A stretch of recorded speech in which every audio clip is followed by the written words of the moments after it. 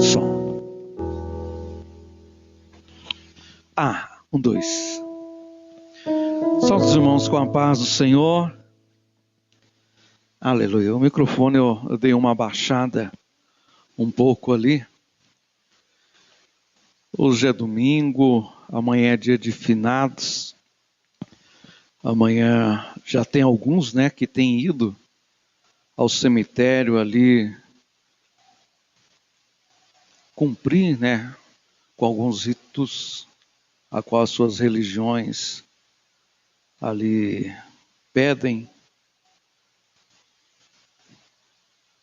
Tem até, se eu não me engano, no México, que tem uma festa, que é a festa de todos os mortos, e até estão dedicando esse ano a todos aqueles que perderam a sua vida pelo Covid, através do Covid. E hoje eu não quero falar de morto não, irmãos. Hoje eu quero falar com a igreja a respeito de vida. Quero falar com a igreja a respeito de oportunidade. Quero falar com a igreja a respeito de como Deus é misericordioso, como Deus nos ama e como Deus, de uma forma maravilhosa,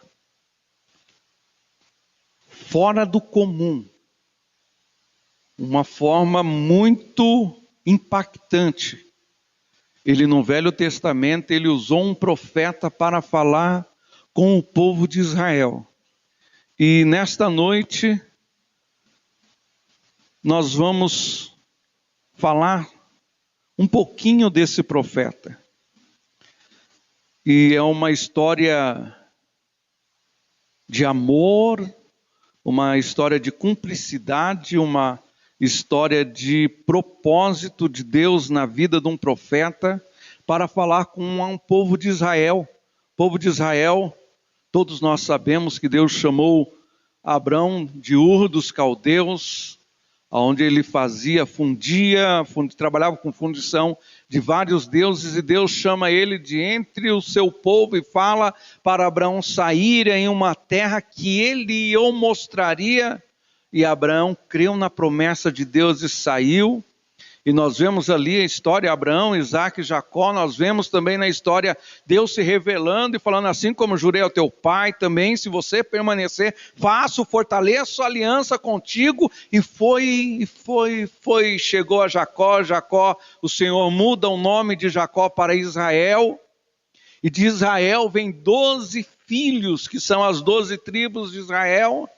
E Deus vai cumprindo a sua promessa que ele fez a Abraão, um homem que Deus tirou da terra de Ur dos Caldeus. E hoje nós vamos falar um pouquinho sobre o povo de Israel. Quero que você abra sua Bíblia comigo em Oséias. Oséias é um dos profetas menores e, pela primeira vez, nós vemos na história de Israel do Antigo Testamento, Deus usando a família para chamar a atenção do povo de Israel, seu povo, o povo que Deus tirou do Egito, o povo a qual Deus fez uma aliança, o povo a qual o Senhor destruiu, reis, entregou terras, um povo que Deus prometeu a terra prometida, terra que emana leite e mel.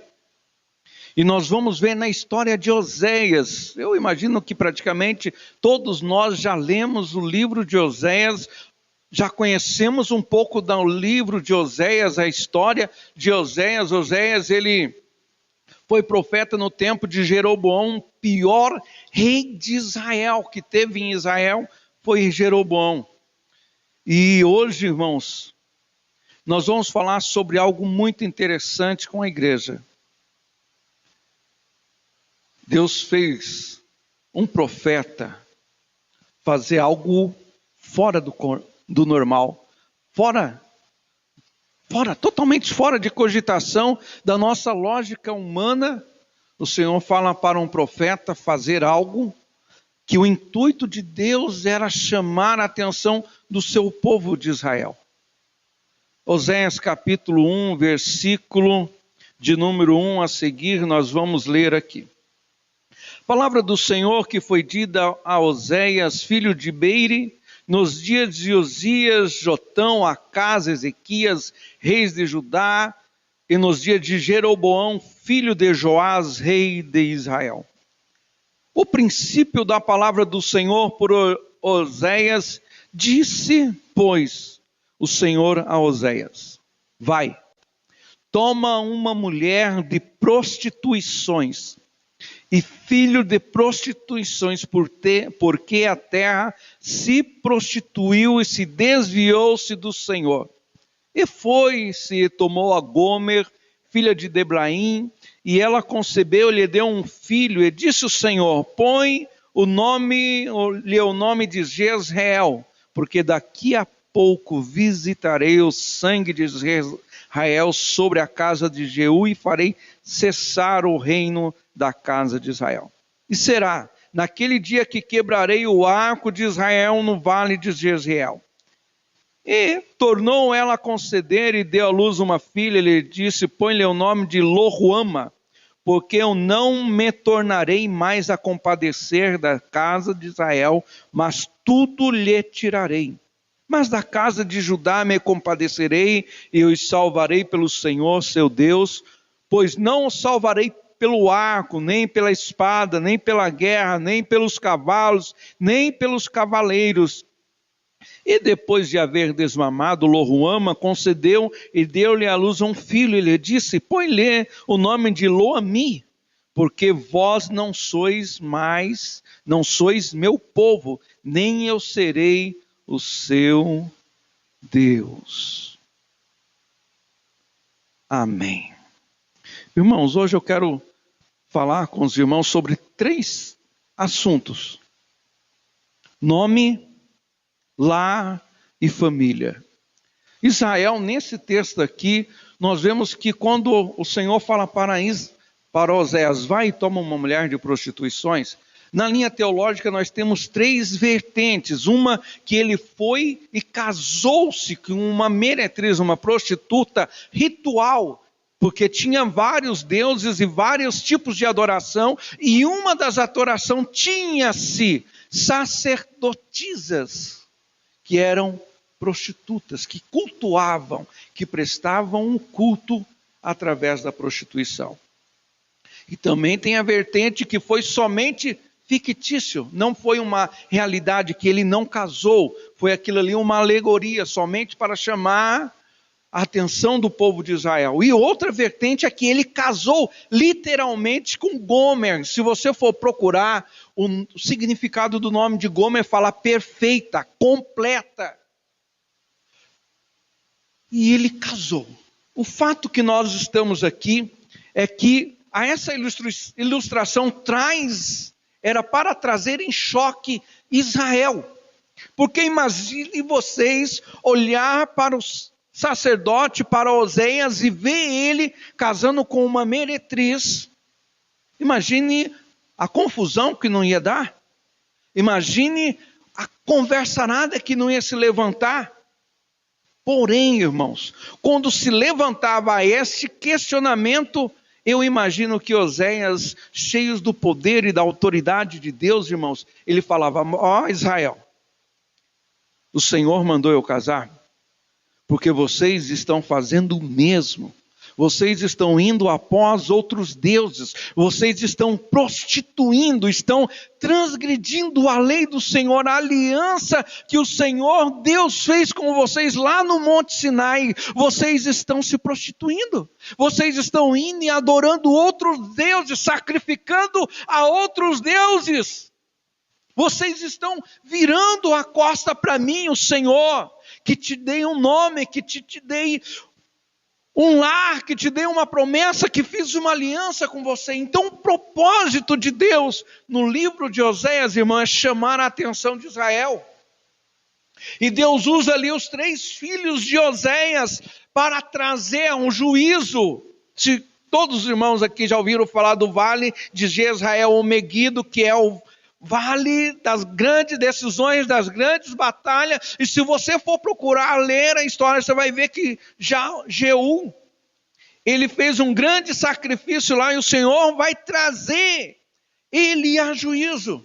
E depois nós temos os outros dois nomes, porque não me tornarei a compadecer, que é Lo-ruama. E depois lá em Lo-ammi, vós não sois meu povo, e eu não serei o vosso Deus. Porque Israel, irmãos, sempre estava se desviando do Senhor. No templo dos juízes, o Senhor sempre levantava um juiz para conduzir Israel aos pés do Senhor. Levantava para julgar o povo e trazer o povo à consciência de Deus. Morria-se o juiz, o povo se rebelava contra Deus. O povo ia e fazia tantas outras coisas, tantos outros pecados contra Deus, contra o próximo, contra a lei, contra a aliança. E sempre o Senhor estava levantando um juiz. E se você pegar e for ler essa história depois, você vai ficar abismado. Vai ficar muito preocupado, porque a palavra do Senhor nos diz que o Senhor vai trazer em juízo a casa do rei. O Senhor vai trazer em juízo os sacerdotes e vai trazer em juízo o povo. Sabe aquele versículo que nós costumamos a dizer com muita frequência? O meu povo, né? Deus fala, o meu povo erra por falta de conhecimento. Sabe o que é nesse texto de Oséias que você vai ler? O meu povo erra por conhecimento. Mas se você for estudar, você vai ver, o povo erra por falta de conhecimento, porque os sacerdotes que deveriam instruir o povo, na verdade, eles viram que quanto mais o povo pecava, mais o povo trazia uma oferta ao Senhor, e quanto mais o povo trazia uma oferta para o Senhor, mais eles ficavam ricos. E eles viram que era mais fácil eles pegarem a oferta do povo e não instruir o povo. Eles viraram, os sacerdotes viraram a costa para Deus, e a gente deduz que eles estavam tendo essa postura assim, irmãos. Fulano pecava e vinha trazer a oferta de pomba, a oferta de carneiro, a oferta de gado, e confessar o seu pecado. Sabe o que a gente imagina que o sacerdote estava vendo? Não, meu amigo, tá bom, deixa aqui a sua oferta, e tá tudo bem. Se você pecar de novo, traz de novo a sua oferta, que nós sacrificamos a ti. Porém, o interesse deles era na oferta, e não instruir o povo a não pecar. Era... vem a oferta, está aqui. Não, pode deixar que nós vamos ali ofertar, fazer o sacrifício ao Senhor. E não instruir o povo a não pecar mais, a ensinar a lei do Senhor, para não transgredir mais contra o Senhor. Eles viram que quanto mais o povo pecava, mais eles eram beneficiados. Porque quanto mais o povo pecava, mais o povo vinha trazer ofertas de sacrifício ao Senhor. E com isso, eles viram no povo de Deus uma maneira de se enriquecer, uma maneira de se dar bem. E por isso eles viraram as costas para Deus e estavam vendo o lucro que eles poderiam tirar em cima do povo. Você encontra isso no livro de Oséias. Se você pegar e for ler, e o Senhor fala, eu vou trazer vocês em juízo, eu vou abrir um processo, eu vou trazer vocês em juízo, na minha presença. Então Deus, ele fala que vai trazer o povo, vai trazer a casa do rei, e vai trazer os sacerdotes, que era responsável de apresentar-se ao povo diante de Deus, de apresentar, de sacrificar, levar o povo diante de Deus. Então, irmãos, quando você ler, você vai ver ali muitos crimes, você vai ver muitas situações complicadas que você vai falar, Senhor, tenha misericórdia de mim, para que eu não me enquadre neste grupo de casa de Israel, de povo e de sacerdote. Então, irmãos, que Deus tenha misericórdia de nós. E voltando aqui ao texto, nós vamos ver que quando Oséias ele vai e casa com Gomer, Oséias ele dá um nome para Gomer, um nome respeitado, um nome honrado sobre Israel, porque o sacerdote, a linhagem sacerdotal é muito honrada, é muito bem vista, porque é aquela pessoa que é o responsável de me representar diante de Deus. Quando nós vemos ali, nós podemos imaginar quando Deus foi lá e chamou Abraão do Ur dos Caldeus e fala: venha cá, eu vou te dar um nome. E Abraão mal sabia que Deus ia dar o nome à sua descendência de Israel. Só falou: eu vou te fazer você por pai de multidões. Então Deus deu um nome para Israel. Deus deu um nome para nós. Nós hoje se chamamos povo de Deus. Nós hoje tomamos para si como herdeiros da promessa do Senhor. Deus nos chamou do mundo do pecado, Deus nos libertou, Deus nos transformou, Deus mudou a nossa história, que hoje todos nós, aonde que nós vamos, todos nos identificam como um cristão, como um crente, como alguém que, se você chega no lugar, a pessoa está falando alguma besteira, ela já para de falar. Tem pessoas que estão fumando, se você chega próximo a essa pessoa, para de fumar em respeito a você e ao Deus que você professa, porque você tem uma identidade, você tem um nome, você não é mais uma pessoa comum, você tem uma marca, você tem um chamado de Deus na sua vida. Então, quando Deus chamou Abraão, Deus deu um nome. Quando Oséias vai e pega Gomer da prostituição, ou seja, se ela era uma sacerdotisa, ele pega e atira e fala para ela: eu vou te dar um nome, eu vou mudar a sua história. Se você for lá em Coríntios 7,14, que nós sempre lemos: se o meu povo que se chama pelo meu nome. Quem que se chama pelo nome do Senhor? Quando nós vamos lá em Apocalipse, nós vamos ver que João lhe fala: eu vi a nova Jerusalém, a noiva, a cidade santa descida do céu. E João, quando ele vem e começa a preparar o caminho, ele fala: a noiva é do noivo, eu vim para preparar o caminho, ali em João 3. Então você tem um nome, irmão, você tem uma identidade. Deus mudou a minha e a sua história. Deus nos chamou. No Antigo Testamento, Deus chama Israel.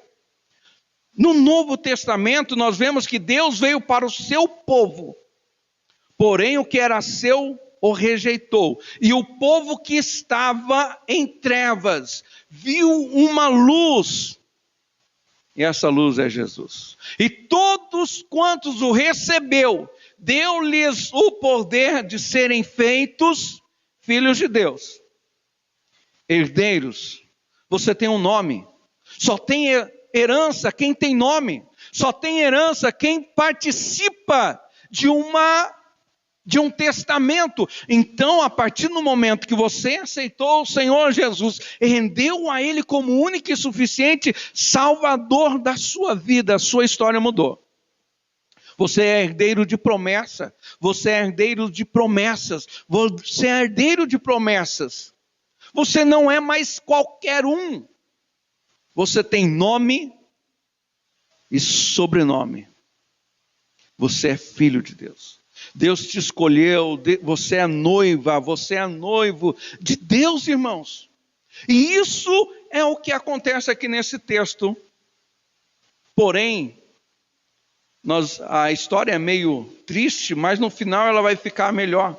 Porque o propósito ali era chamar a atenção, lembrar Israel das promessas de Deus para Israel. E Israel, ele continua se afastando de Deus. Depois que Israel ganha um nome, depois que eu e você ganhamos um nome, nós vemos que Deus nos promete um lar para Israel. O que Deus prometeu, irmãos? Deus prometeu a terra que mana leite e mel. Deus prometeu a terra de Canaã. Se você ler depois da sua Bíblia, Êxodo 33, 3 e Números 13, 27, você vai ver ali a promessa da terra prometida, a terra que emana leite e mel. E para nós, o que Deus prometeu? Prometeu a terra que emana leite e mel. Para nós, Deus prometeu a nova Jerusalém. Em Apocalipse 21:2, eu vi a nova Jerusalém ataviada como uma noiva preparada para o seu noivo. Em Cristo Jesus, quando Jesus foi elevado ao céu em João 14, ele fala: eu vou para a casa do Pai e vou preparar-vos lugar para aonde eu estiver, você esteja junto comigo. Então Deus nos deu um nome, Deus nos deu um lar futuro e Deus nos deu uma família. Quando nós vemos ali no Novo Testamento, Mateus 12, Marcos 3, Lucas 8, nós vamos ver quando Jesus fala: meu pai, a minha mãe e os meus irmãos são aqueles que fazem a vontade de Deus. Para Israel, se você for ler lá em Gênesis 49, mas também você pode ler em Apocalipse 4, que tem ali a lista de todas as tribos, as 12 tribos irmãs, filhas de Israel. Gomer, irmãos, passa um tempo, ela abandona Oséias, e ela volta para os deuses a qual ela servia, ela volta-se a prostituir-se novamente. E o Senhor fala para Oséias: vai e resgata sua esposa. E Oséias paga um homer e 1,5 de cevada, ou seja, ele paga o preço de um escravo e deixa também uma oferta de sacrifício que está em número 5, para a purificação dela da prostituição, do adultério. Se nós pegarmos essa palavra, irmãos, hoje que se aplica ao povo de Israel no tempo do Antigo Testamento e trazermos para hoje, como que nós, como igreja, estamos andando diante do Senhor Jesus. Será que nós não estamos nos desviando da palavra da verdade? Será que nós estamos nos desviando do compromisso com Cristo como noiva? Será que nós estamos honrando a família que Ele nos deu, honrando o nome que o Senhor nos deu, honrando a promessa que Ele nos deu? Ou será que nós estamos na igreja e estamos sacrificando, prestando cultos que não chegam à presença de Deus e, pelo contrário, desagrada a Deus, é uma blasfêmia, é um insulto ao nome de Deus? Esse é o livro de Oséias. Nós cremos que a palavra de Deus é inerrável. Nós cremos que a Bíblia é a palavra de Deus falando conosco aos nossos corações. Nós às vezes queremos só ouvir as bênçãos, só queremos ouvir bênção, bênção, chave, bênção, bênção, bênção e bênção. Só que a palavra do Senhor traz a mim como pastor a responsabilidade de falar para a igreja e para mim mesmo, do nosso compromisso que a gente tem com o Senhor, irmãos. Eu não posso prevaricar contra o Senhor. Eu não posso pecar contra o Senhor. Eu não posso me beneficiar do erro de nenhum dos irmãos. Eu não posso transgredir, negociar a tua oferta, o teu sacrifício a Deus para meu benefício próprio, porque o Senhor vai me levar a juízo. O Senhor vai levar a cada um de nós, irmãos. Então, como igreja, corpo do sangue do Senhor Jesus, que aqui está nesta noite representado, nós temos que voltar a orar. Nós temos que voltar a dizimar. Nós temos que voltar a ofertar. Nós temos que voltar a adorar a Deus como Ele pede de nós, como Ele pede de mim. Nós sabemos que nós precisamos apresentarmos diante de Deus. E eu, sendo pastor dessa igreja, junto com a demais liderança, eu não posso ver o erro, ter ciência que nós não estamos bem, e falar, está tudo bem, nós precisamos melhorar, irmãos? Ou nós vamos nos encontrar aqui em juízo, quando o Senhor trazer Israel a juízo? Nós não precisamos, irmãos, pagar novamente pelo erro. Nós precisamos olhar para nós segundo a palavra do Senhor Jesus e mudarmos. Israel foi após os outros deuses. Será que nós não estamos indo após outros deuses? Será que no nosso lar nós não estamos nos dobrando a outros deuses? Será que no nosso serviço nós não estamos dobrando a outros deuses, irmão? Prostituição. Quando fala-se prostituição, gera-se até um alvoroço, mas é prostituição. Adulterar é não entregar a Deus o que lhe é dele. A esposa é do esposo e o esposo é da esposa. E tudo aquilo que eu faço para não honrar minha esposa, eu estou me prostituindo, eu estou transgredindo contra ela. E como que está nós, irmãos, diante de Deus? Na nossa adoração, na nossa fidelidade, no nosso comprometimento. Nós não podemos, a Thalita está passando pelo discipulado, ali está muito maravilhoso, e a gente tem tocado em áreas sobre o discipulado que é maravilhoso, irmãos. Nós não podemos, irmãos, hoje nos conformar com o pecado, com uma vida sem compromisso com Deus, uma vida como se tudo tivesse bom, meu primo, e não está. Israel estava se iludido. Israel tinha virado literalmente as costas para o Senhor. Os sacerdotes tinham feito com que Israel virasse as costas para o Senhor. A casa do rei tinha virado as costas para o Senhor. Israel, como uma nação santa, conhecedores das promessas da aliança de Deus, viraram as costas para o Senhor. E se você for ler depois, você vai ver que em vez, sabe aquele hino lá maravilhoso que todos nós cantamos, vinde, voltemos ao Senhor, porque Ele nos despedaçou e nos sarará, fez a ferida e ligará. Vai ler a história do livro e você vai ver que quando eles estavam cantando, era mentira, era falsidade diante de Deus. Eles estavam voltando a Deus somente com os lábios. Somente para dizer, eu estou voltando ao Senhor. Porque eu quero a cura, eu quero que o Senhor me sare, eu quero que o Senhor me restaure, eu quero que o Senhor me liberta. Mas o Senhor sabia a intenção do coração deles.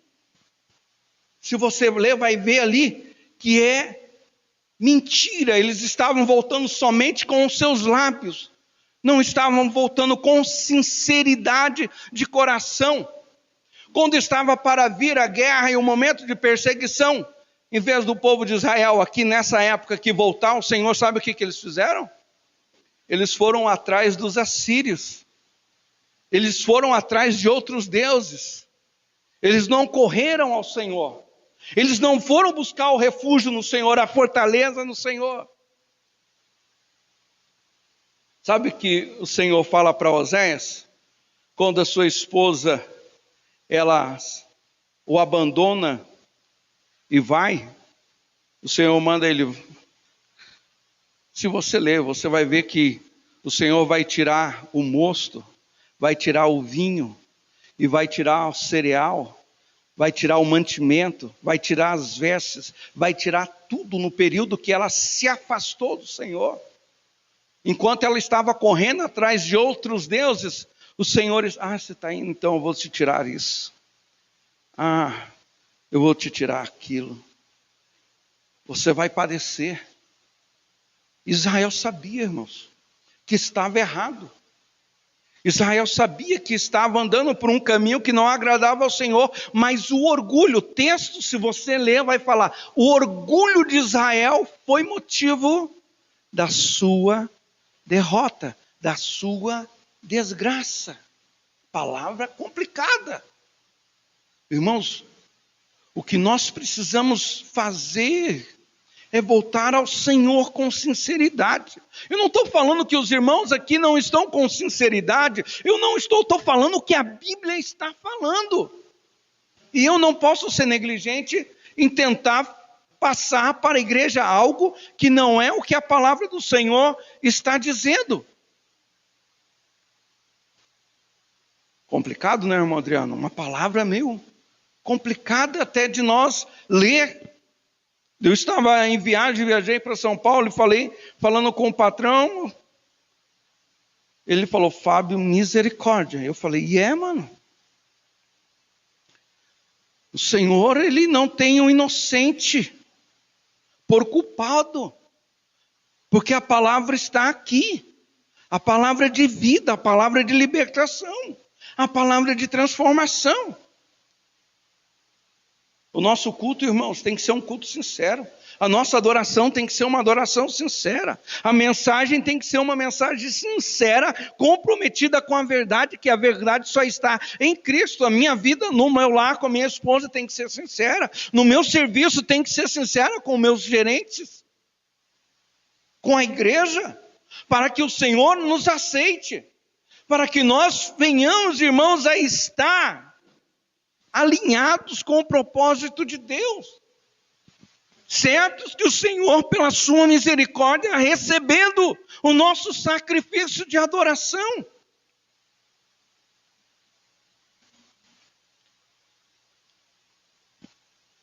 Né?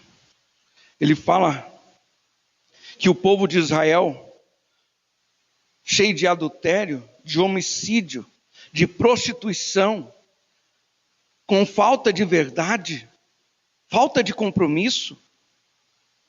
Sabe o que o Senhor fala? Que Israel está cheio de crimes, cheios de sangue nas suas vestes, manchadas com sangue, chamando a atenção do povo de Israel, irmãos.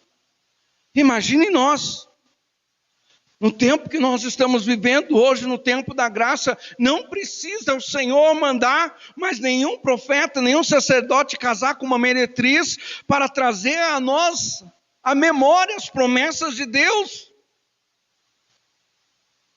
Porque, irmãos, eu imagino que quando Oséias estava andando ali com seus filhos, com a sua família, acho que ele ouvia barulhinho, aqueles borbúrios. Olha lá, o sacerdote que casou com uma meretriz. Ela o abandonou. E ele foi e pagou um preço de resgate por ela. Olha, que exemplo! E eu imagino, assim como o Espírito Santo lá no Novo Testamento, quando Ananias e Safira tentaram ao Senhor, quando venderam uma propriedade, levaram somente aos pés dos apóstolos uma porção e ficaram para si. Eu imagino que Oséias ouve como eles falando e para e fala, vem cá, ó filhos de Israel. Eu ouvi o que vocês estavam falando. E eu imagino que aí ele parava e já aglomerava uma turma ali para ouvir. Ele falava, vós que transgredistes a lei do Senhor, vós que pecastes, que estão indo após outros deuses. Sabe, até ele poderia falar, eu não queria casar, eu queria ficar de boa. Mas o Senhor me ordenou. O Senhor me deu uma intimação para mim ir casar com Gomer. Para mostrar a vocês o que vocês têm feito comigo, com a promessa que eu fiz a cada um de vocês. E o Senhor trouxe o juízo, irmãos. E na história de Israel, se repete muito. Israel sempre sai da presença do Senhor. E o Senhor sempre eleva ali o castigo, a guerra, a fome, até que eles reconheçam que o Senhor é o único Deus e voltem para Ele. Nós estamos aqui, irmãos, nessa igreja, vai fazer 2 anos que nós aqui estamos. O nosso compromisso aqui é falar a verdade, irmãos. O compromisso de cada um dos irmãos que aqui estão andam em sinceridade com Deus, mas requer de nós a fazer uma autoavaliação de nós mesmos, com a ótica da palavra do Senhor e a ótica do Espírito Santo, para ver se nós não estamos errando em algo. No ministério de louvor, cada músico tem que se passar por uma autoavaliação, cada cantor tem que passar por uma avaliação, cada membro tem que se passar por uma avaliação. Sabe por quê? Porque naquele dia nós vamos prestar contas de tudo diante de Deus.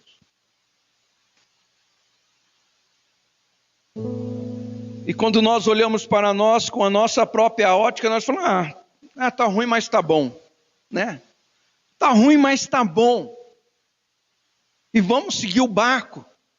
Mas com a ótica do Espírito Santo na nossa vida, quando nós olhamos para essa Escritura com base na ótica do Espírito Santo, nós olhamos e falamos, não tá bom, tem que melhorar.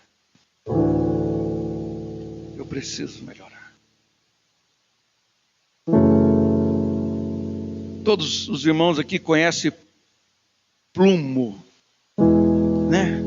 E quando nós olhamos, não com nossos próprios olhos, e procuramos olhar para nós sobre a ótica do Senhor, que é misericordiosa, é como se tivesse um plumo aqui, e aí você vê, o plumo tem que voltar, como se fosse um braço de um instrumento, está empenado, o som não está saindo legal, tem que levar num luthier, alguém para regular o braço, para o braço voltar, ficar na posição correta. E assim é quando nós olhamos a nós mesmos através da ótica do Espírito Santo, nós conseguimos identificar onde que nós precisamos melhorar.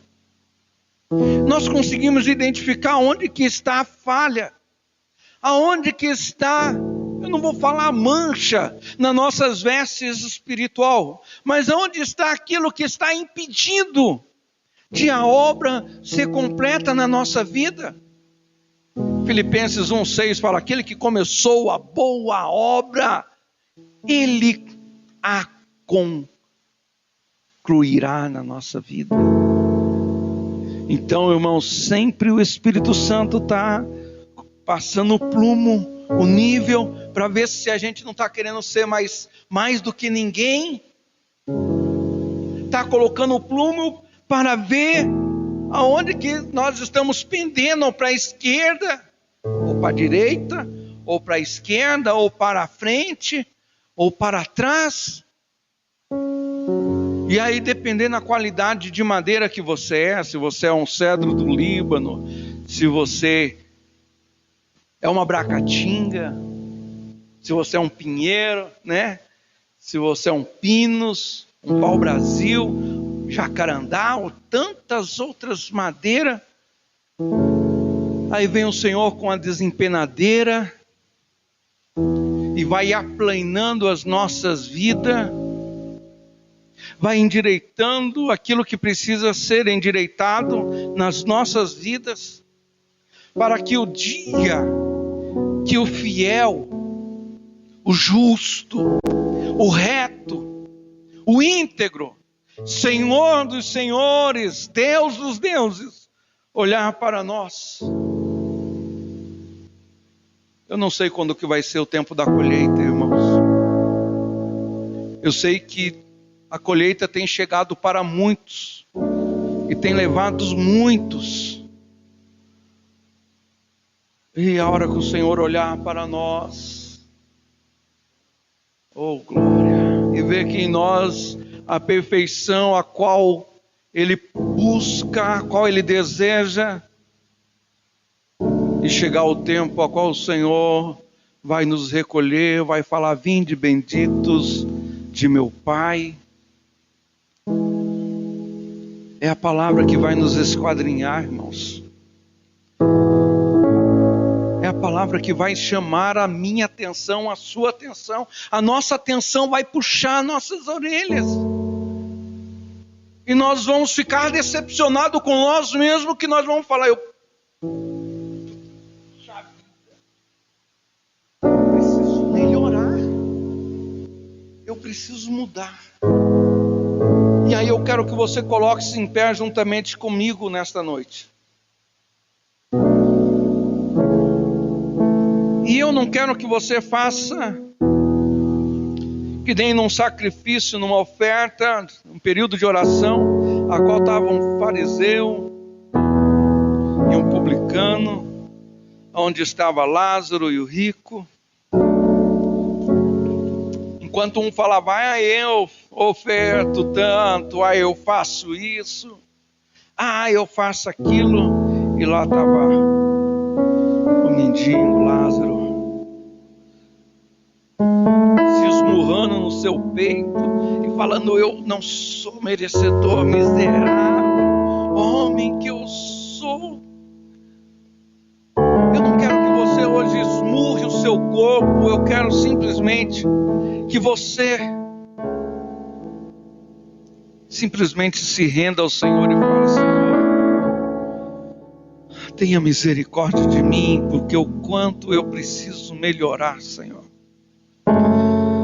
Senhor, o quanto eu preciso mudança na minha vida, o como eu preciso servir-te a Ti melhor, como eu preciso adorar-te a Ti melhor, como eu preciso ser como Tu queres que eu seja. E às vezes, irmãos, é dolorido, né? Às vezes não é fácil, às vezes não será fácil, mas nós precisamos nos render ao Senhor e pedir, Senhor, me ajuda eu a enxergar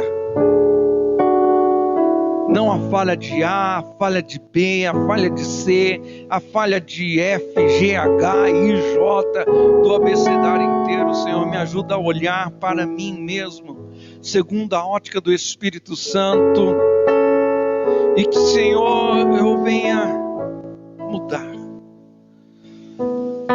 Eu estou um pouco penso para a direita, Senhor, me ajuda, pode puxar no prumo. Se tiver que passar a plaina, Senhor, eu me submeto à plaina do Senhor, eu me submeto a Ti, à Tua vontade, ao Teu querer sobre a minha vida. Ore comigo. Senhor, meu Deus, nos entregamos a Ti, ó Pai, pedindo a Tua misericórdia, Senhor, sobre a nossa vida, ó Deus, porque, ó Senhor, nós somos pecadores, nós somos falhos, Senhor, somos imperfeitos, somos às vezes negligentes, ó Pai, às vezes orgulhosos, temos dificuldades, ó Deus, para olhar para nós, temos dificuldade, Senhor, para descer do pedestal, temos dificuldade para nos humilharmos diante de Ti, temos, Senhor, dificuldade em permitir o Senhor trabalhar na nossa vida, temos dificuldade, Senhor, em reconhecer as nossas falhas, temos dificuldade, Senhor, em nos render a Ti e a Tua vontade.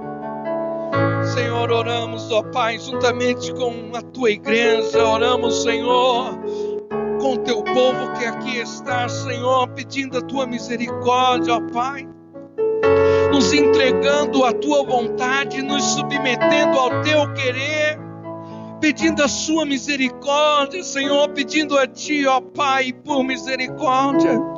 Senhor, não nos deixe nos desviar do Seu caminho, não nos deixes, ó Pai, nos corrompermos, ó Pai, com os demais deuses, como as demais nações, como as demais tribos, ó Pai, não deixe, Senhor, que nós nos corrompamos nos nossos princípios de adoração, nos nossos princípios em Te servir, em nossos princípios em caminhar na Tua palavra. Senhor, oramos, ó Pai, apresentando casais, Senhor, apresentando os filhos nesta noite, apresentando, ó Pai, o ministério aqui da igreja, apresentando, Senhor, os músicos, apresentando os cantores, apresentando, ó Pai, cada irmão na sua individualidade. Senhor, ó Senhor, nós voltamos a Ti, ó Pai, nesta noite. Senhor, pedimos a Ti o perdão dos nossos pecados, o perdão das nossas falhas. E que o Teu Espírito Santo, Senhor, continue falando ao nosso coração, continue, ó Pai, nos alertando, nos orientando, ó Pai, nos fazendo perceber, ó Deus, aquilo que nós precisamos melhorar em todos os aspectos da nossa vida, como servos Teu, ó Pai. Ó Senhor, nos rendemos a Ti, ao Teu amor, nos rendemos ao Teu chamado. Senhor, que cada irmão, Senhor, que aqui está, ó Deus, e eu me incluo nesse grupo, ó Pai, nós venhamos andar com mais temor, com mais sinceridade, comprometimento contigo, com a família, com os negócios, com o Teu reino. Ó Senhor, e permita-nos, ó Pai, ser luz no mundo. Permita-nos, ó Deus, refletir a Sua glória. Permita-nos, ó Deus, refletir a verdade. Permita-nos, ó Deus, refletir o Teu amor. Refletirmos a Tua santidade, a Tua justiça. Senhor, e oramos a Ti agradecido por este culto. Pai, também nesta oração oramos pelos dizimistas aqui da igreja. Oramos pelos ofertantes, Senhor. Pelos irmãos que já depositaram no gasofilácio os seus dízimos, as suas ofertas. Por os irmãos, Senhor, que vão depositar após, Senhor, a oração e o término do culto. Senhor,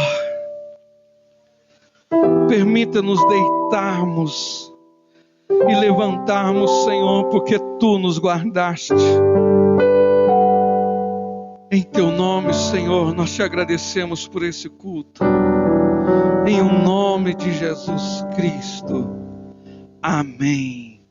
Amém. Os irmãos podem dar uma salva de palmas ao nome do Senhor.